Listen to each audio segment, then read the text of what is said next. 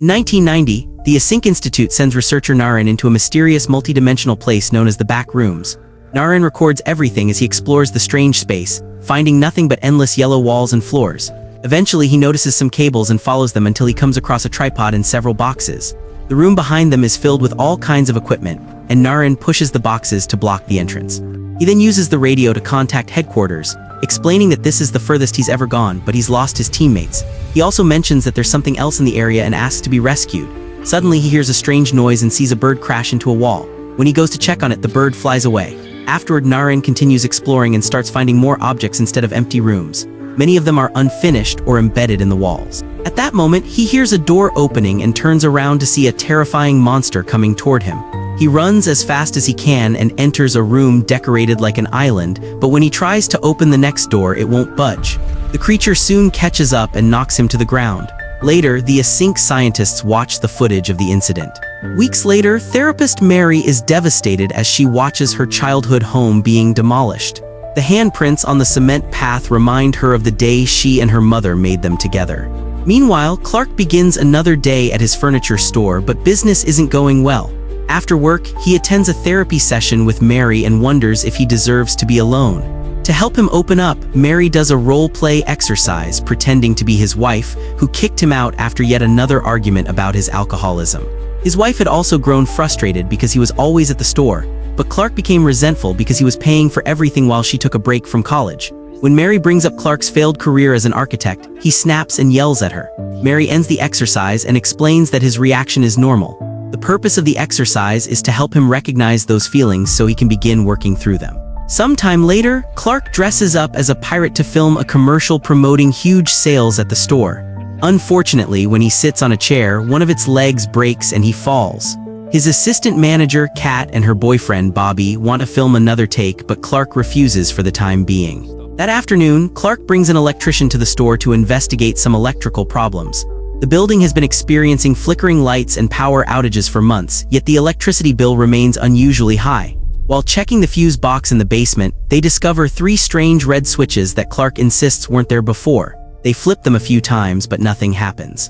That night, Mary watches TV at home and has to sit through a commercial for her own therapy tapes. She also keeps glancing at the cement handprint she saved from the house. At the same time, Clark is drinking and watching TV in the store where he's been living ever since his wife kicked him out. Suddenly, the TV shuts off, so Clark checks it, but he can't figure out the cause. Then, the lights in the store switch on by themselves and flicker for a few moments before shutting off again. Lonely and frustrated, Clark goes for a drive while listening to Mary's therapy tapes. He stops by his old house just to stare at it. Sometime later, Mary hosts a gathering for her family, but she still hasn't come to terms with her mother's death, and she soon begins feeling overwhelmed with anxiety. She rushes to her office and takes some medication she keeps hidden inside a cabinet. The following night, Clark is once again drinking while watching TV and becomes irritated by a commercial from a competing store. Suddenly, the screen glitches and briefly shows the back rooms before turning off. As Clark hits the TV in frustration, he notices the basement lights coming on. He immediately heads downstairs and flips every switch off, but nothing changes until he reaches the mysterious red ones, which cut power to the entire building. When he flips them back on, the electricity still doesn't return. Clark is about to leave the basement when he freezes after noticing a glowing line on the wall. As he slowly approaches it, the glow disappears. When he reaches out and touches the wall, his entire body passes through it and he collapses onto a yellow floor. Now inside the back rooms, a confused Clark stares at a pile of furniture. He touches the wall again and walks through it, only to end up back in the basement. Curious, Clark steps through the wall once more and returns to the back rooms. He examines the furniture and realizes it's all from his store. Then he begins exploring, finding nothing but empty rooms until he comes across a stop sign with mirrored writing. To avoid it, he takes a different hallway and notices the same bird from the beginning lying dead on the floor. As he continues exploring, Clark finds a pile of chairs and hears a strange voice speaking in multiple languages. He follows the sound until he discovers it's coming from a cardboard cutout with a recorder inside. Following the cables attached to its back leads Clark to a door, but no matter what he does, he can't open it. On his way back, he notices something sticking out of the wall and realizes it's a panel, so he pulls it off. Inside, he finds a bag containing tapes, discs, and Narin's ID. There's also a tunnel, so Clark crawls through it until he reaches a room where objects are sinking into the floor. In a hole, he spots a pile of chairs. Suddenly, he hears a strange noise, so he looks through the tunnel toward the previous room and asks if anyone is there. The tape suddenly stops playing and the cutout is thrown into the room in pieces. Frightened, Clark backs away from the hole and approaches a small door at the top of a slope. It has 3 knobs and Clark has to try each one before it finally opens. The doorway is barely large enough for him to squeeze through, and once he reaches the next room, he quickly shuts the door, feeling as though something is following him. Here, he finds the stop sign again, allowing him to retrace his steps back to the pile of furniture. When he touches the wall, he can't find the exit and begins to panic. Thankfully, after a lot of trial and error, he finally manages to pass through. A few seconds later, Clark returns to the back rooms and grabs a stool to bring back to the real world as proof that everything really happened. Meanwhile, Async researcher Phil watches the footage of Clark's adventure. During his next therapy session, Clark tells Mary that he hasn't had a drink in 3 days and desperately explains everything that happened. Even showing her a map he drew of the back rooms, Mary doesn't believe him and assumes it's a side effect of withdrawal. So, Clark takes the map back and swears he'll prove his story. Afterward, Clark visits Kat and Bobby, saying he needs help with a project and even offering to pay them. The next day, Clark takes the pair to the basement and has Bobby film everything. After packing some supplies into a bag and marking the spot on the wall, he quickly walks through it, leaving the others in complete shock. They can hear Clark's voice from the other side, urging them to come through as well, but Kat refuses because she believes it's too dangerous. Bobby, however, is curious, so he follows Clark. The sight of the back rooms amazes him so much that he convinces Kat to come through as well. They begin exploring the area, with Bobby making sure to capture every room on camera. When they come across a dark tunnel, Clark ties Bobby to a bed before lowering him into it. The tunnel becomes narrower as Bobby moves forward, forcing him to crawl until he reaches a room at the end. There are piles of laundry everywhere, along with a terrible smell. In the neighboring room, Bobby notices flickering lights. He wants to investigate, but the rope isn't long enough for him to reach it. Suddenly, a terrifying creature appears in that room and Bobby immediately scrambles back up the tunnel, shouting for his friends to pull him up. Once he's reunited with them, he tries to explain what he saw, but the rope suddenly begins pulling him back into the tunnel. Kat grabs hold of Bobby while Clark struggles to untie the knot. However, the rope keeps pulling with incredible force and Bobby is soon dragged back down the tunnel. Clark and Kat hear monstrous noises along with Bobby's screams before the rope jerks again, slamming the bed into them. It drags both of them and the camera into the tunnel, and they watch in horror as Bobby disappears behind a hatch, leaving a trail of blood across the floor. Kat immediately runs into the dark room to search for her boyfriend, and Clark hears her scream just before the hatch opens once again. Still carrying the camera, he makes his way through piles of trash until he finds another hole, which leads him into a new area that's white instead of yellow. Hearing noises behind him, Clark opens a door and finds himself back in the yellow room filled with laundry piles. He calls out for Kat as he walks, passing another room filled with chairs, sinking couches, and a crutch. A corridor leads him to a room full of children's toys, followed by several more empty rooms. Clark opens the first door he comes across and rushes through it, only to find a Christmas tree playing music, surrounded by mannequins sinking into the floor. Behind the tree, he spots a person sitting in a chair and says hello. The person switches on a lamp, revealing that half of his body is missing. Then, a deformed woman appears in the room and comes after him, forcing Clark to run. As he passes through different areas, he sees more Christmas decorations in front of a house. When he goes through its door, he ends up in a bathroom. After slipping on some water, Clark keeps moving until he reaches a series of pools. At that moment, he hears Kat behind a wall, so he sets the camera down and searches for a way to help her. Then something enters the room and grabs the camera. A flashback reveals Mary's childhood. Her mother suffered from mental illness, so the house was always filthy and every window was covered with newspapers. One day, young Mary tries to open a window, but her mother catches her and scolds her, reminding her never to go outside because it isn't safe.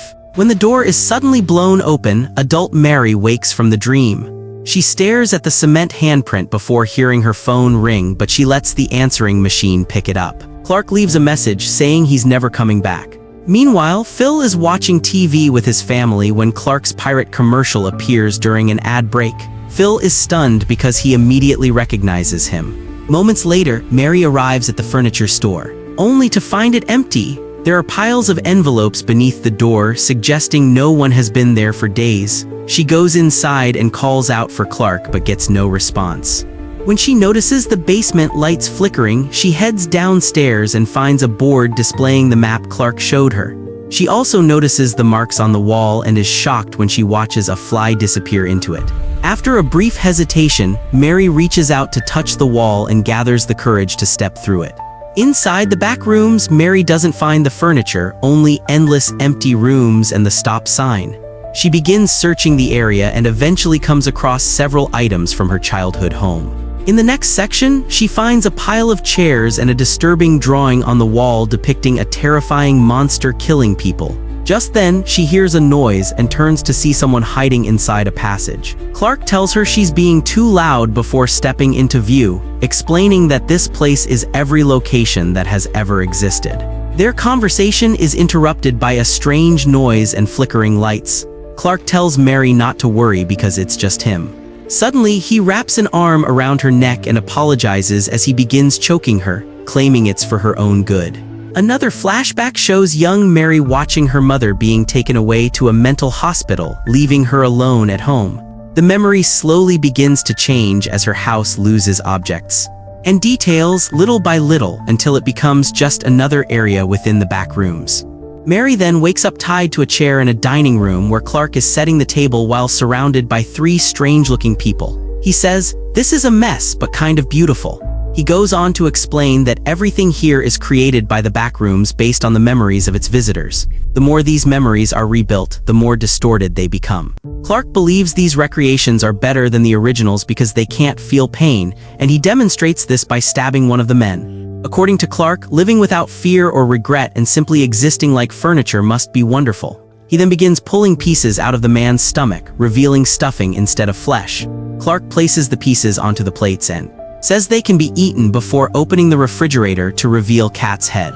A desperate Mary begs Clark to let her go, promising to help him with anything he needs. Clark wants her to admit that he was right. But first, he recreates a scene from one of their role-play therapy sessions. When he turns off the lights, the strange man in the chair switches on his lamp. After pulling the knife back out of the body, Clark cuts off the woman's hair and places it on Mary's head as a wig so she can play the role of his wife. Pretending it's the night he was thrown out of the house, Clark apologizes for accidentally waking her up. He starts off calm and reasonable, but soon loses control and begins ranting, insisting he has every right to drink as much as he wants because it's his house and he's paying for it just like he paid for his wife's college. Mary shouts that she isn't his wife and throws off the wig, refusing to stay in character. She tells Clark that his wife didn't leave because of his drinking or because he worked too much. She left because he never accepted responsibility for his actions. Instead, he always blamed everyone else for his problems, and Mary can't help someone who refuses to face that.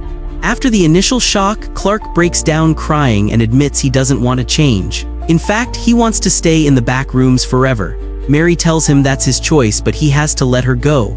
Clark unties her and apologizes, causing the creepy women to run into a corner and panic. At that moment, the creature emerges from the dark room in the form of Captain Clark, the pirate from the commercial. It appears to be a physical manifestation of Clark's hidden negative emotions, including his rage and failures. The real Clark tells the captain that Mary is a friend and that she's decided they don't need to change anymore. But the captain ignores him, lifts him into the air, and bites into his shoulder. He then throws Clark around the room, brutally torturing him while the man in the chair continues playing with the lamp. As Clark's screams echo throughout the area, Mary runs away and enters a room that resembles her old neighborhood. She rushes toward the door at the end, but it refuses to open. Moments later, Captain Clark appears, dragging Clark's bloodied body across the floor, forcing Mary to quickly hide inside a nearby house. As she runs from room to room, Mary can hear Captain Clark getting closer. In an area filled with couches, she has to jump across them to keep moving, but she slips and injures her leg. Slowed down by the injury, she gives Captain Clark a chance to catch up. Soon, Mary reaches another corridor and limps toward a door, but it won't open either. As the creature closes in, she crawls through a doggy door, narrowly avoiding the monster's grasp as she enters another room. Looking around, Mary realizes she's standing on the edge of an enormous atrium, where she can see countless other sections of the back rooms. Since the creature is smashing the door behind her, trying to break through, Mary carefully but quickly climbs a set of stairs. She opens a hatch in the ceiling, which tears loose and falls into the abyss below. Climbing through the opening leads her to a nice-looking room filled with furniture from Clark's store. From there, she climbs another staircase and reaches an open area where she realizes it's an imperfect copy of the furniture store. She rushes toward the exit, only to discover it's blocked. Just then, Captain Clark catches up to her. Mary grabs a coat rack and smashes his wooden leg, causing him to fall. She tries to escape but accidentally bumps into the cardboard cutout, triggering an alarm. Immediately, several fire extinguishers begin filling the room with thick fog. Mary keeps running but soon collapses after realizing the fog is actually a sleeping gas. Something suddenly jolts her awake and she's horrified to find Captain Clark crawling on top of her. Mary shields his face with one hand while using the other to pull the cement handprint from her pocket. She repeatedly smashes it into the monster's head until it finally breaks apart. Afterward, Mary squeezes into an extremely narrow passage inside the wall where Captain Clark can't follow. She reaches another door, only to be knocked unconscious by gas released by Async workers wearing hazmat suits. Mary looks back but no longer sees the monster in the passage. Before collapsing, the workers drag her out of the room and leave her in front of a group of scientists. Sometime later, Mary's body is scanned. As she's escorted through the facility, she discovers they've also recovered the monster's body. Behind one door, she sees countless copies of the cardboard cutout. Eventually, she's left alone with Phil, who asks her countless questions. Mary confirms that she found the back rooms beneath the furniture store but refuses to say anything else after Phil shows her a screenshot from the footage featuring Clark and the censored creature. Phil then explains that his company originally built MRI machines before discovering the back rooms. Now he spends his days researching the place and creating a map of it. Different shots of the back rooms reveal many of its locations, including one containing Mary's therapy tapes, and another filled with missing person posters for Kat and Bobby. Eventually, it's revealed that Mary is still there, frozen in her chair as her body slowly begins to mutate. Make sure to subscribe and turn on notifications so you don't miss more videos like this.